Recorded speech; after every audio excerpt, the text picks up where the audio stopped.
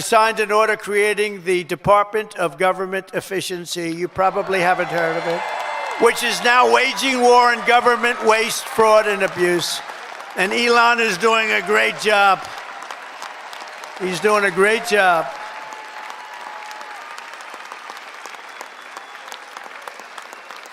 We love Elon, don't we? Is that guy? He's a character. With his son X. We love X. He's the only one can get away. His son's really named X. He's the only one can get away with naming his son X. If we ever did it, they'd say, "You're crazy." But he's great. He's doing a great job, and he doesn't need this either. He doesn't need it, but he wants to see. He's a patriot. People said, "Well, what official position does he have?" I said, "Patriot." Oh, they didn't know. They said, "That was good. He's a patriot." Here are some of the flagrant scams that, as an example, they've spent money on and we've been able to recapture for a large dose of it at least. $520 million for a consultant to, think of that, $520 million. $520 million. When I hire consultants and they just take advantage of me, it's a horrible thing to watch. And I give them $25,000, I feel I'm overpaying. These guys got $520 million. Environmental, social, governance, and investments in Africa. $25 million to promote biodiversity, conservation, and socially responsible behavior in Colombia. This is Colombia, South America, not Columbia University. Of course, that might be worse, actually, based on their actions. $40 million to improve the social and economic inclusion of sedentary migrants. Nobody knows where. Who are they? Where do they come from? Just sedentary migrants. Nobody even knows what a sedentary migrant is. If they were sedentary, they wouldn't be a migrant, right? They wouldn't move. No, they wouldn't move. They'd stay in the same place. Right, Doug? $42 million for social and behavior change in Uganda.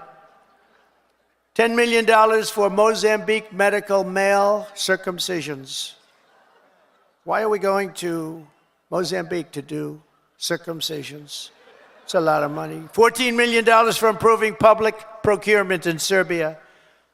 Here's a beauty. $486 million to a consortium of elections and political process strengthening ideas, of which $22 million goes to inclusive and participatory political process in Moldova.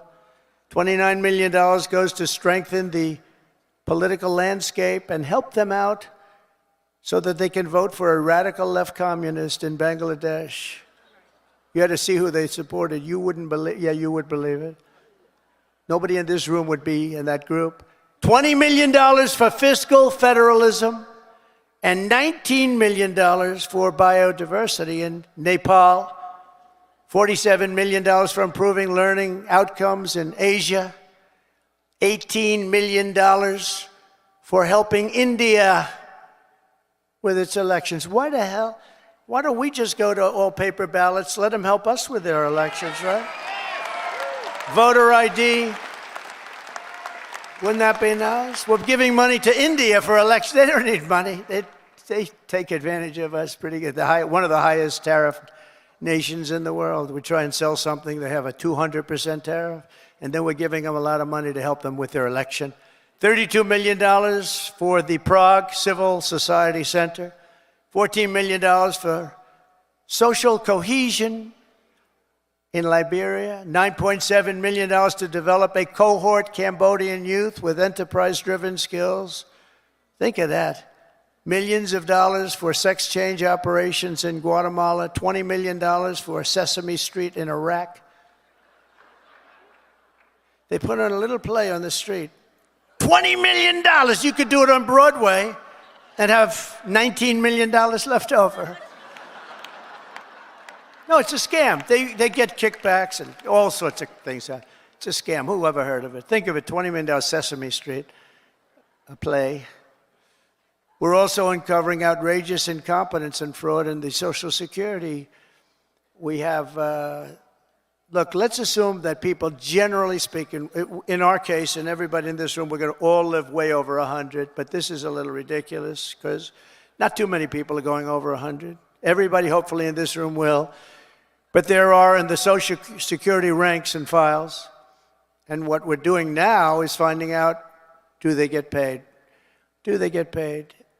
In other words, is somebody taking all of this money? So they have over 100 to 109, 4.7 million Social Security numbers. Think of that, from people whose age is over 100.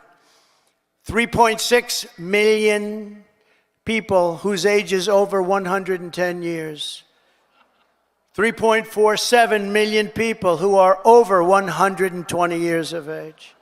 3.9 million people whose age goes from 130 to 139 years of age.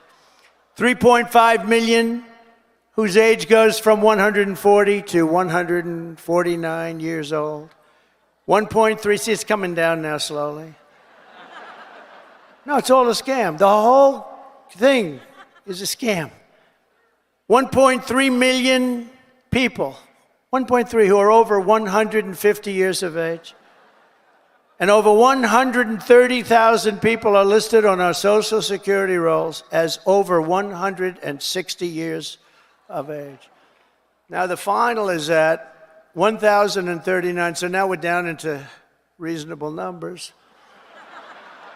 1,039 people are listed between the ages of 220 years old to 229.